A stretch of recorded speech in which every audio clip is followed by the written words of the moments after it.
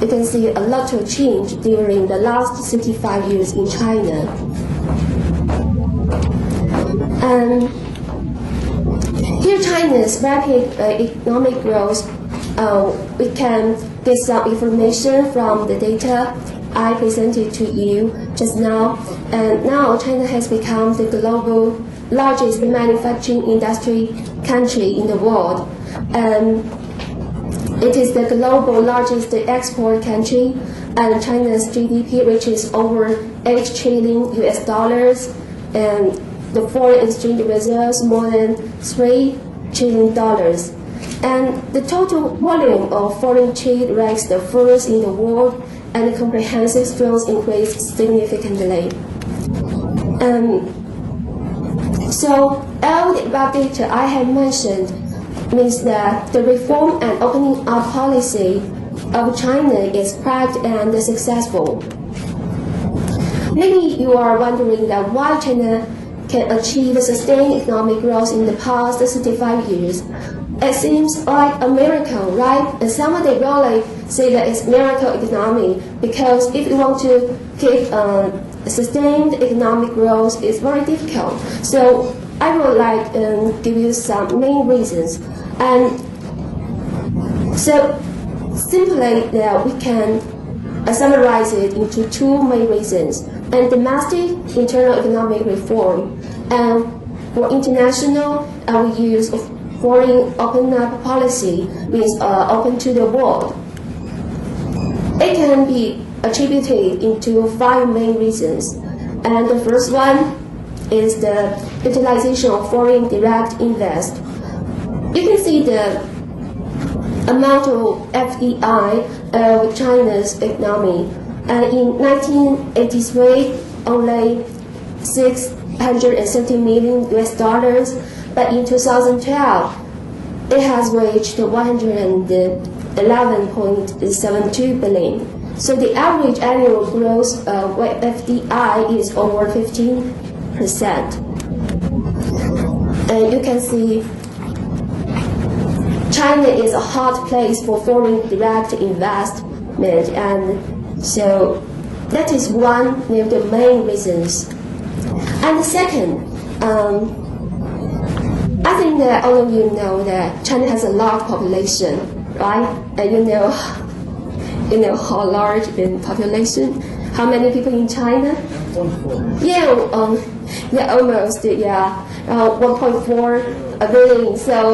So many people, and so that's the second reason, that the abundant cheap labor resources. According to OECD report, China has incomparable comparative advantage in wage labor resources.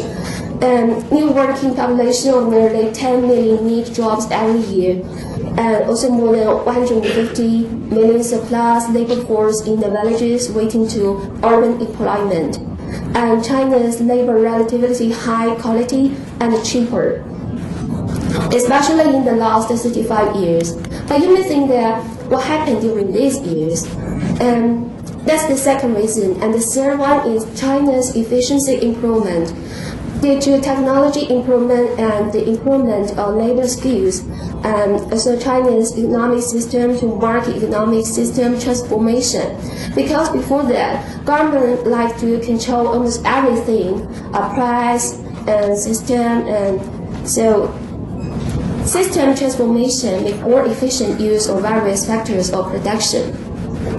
And also FDI and China's education development, they all made contributions to China's economy. And number 4 is a rapid development of international trade. In the past 65 years, government policies attach importance to international trade. And also China actively joined the WTO and reduced the monopoly and the control modern economy. And we can see that China has quickly became the world trade power in the world.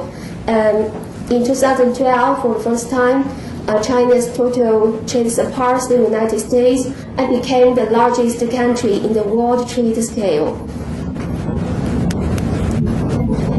And also for international trade, you can see the average annual growth is up to 16.6%, and surpass US and ranking the first in the world. And here is the import and export trade of goods from 1978 to 2012.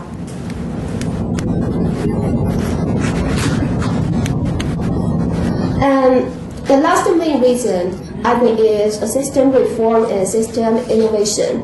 And you can see that efficient economic organization from the government provides a stable investment environment for the foreign investors, and so that we can achieve economic growth in the past 35 years.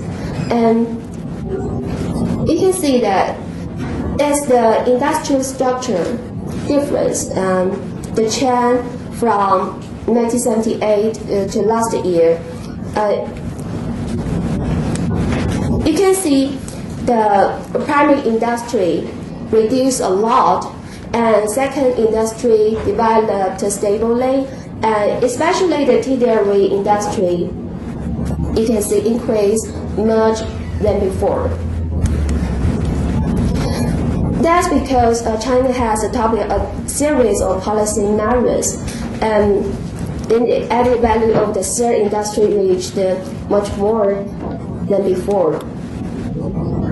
And also other industries like finance, computer services, and software industry, and other things, they all developed very well in the last decades.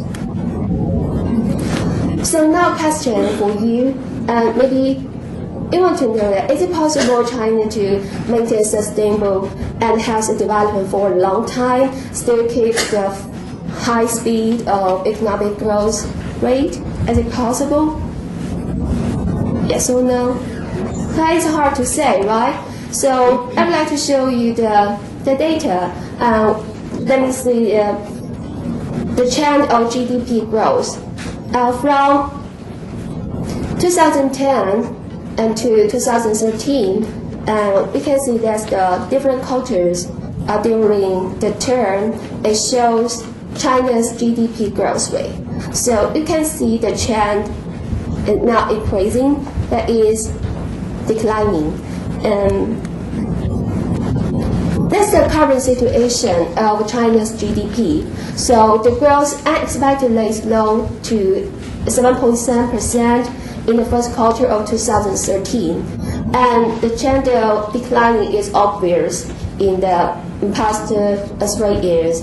So GDP rate tends to be down, and compared to the high speed for economic growth, China's government also realized that,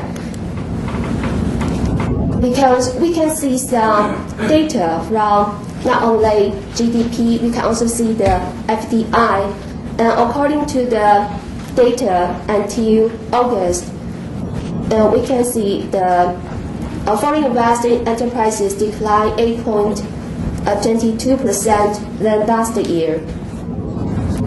And also the amount of actual use of foreign capital, we can see that increased 6.37% than last year. But the trend is to be declining. So that's the second data. How about the domestic environment? And you know,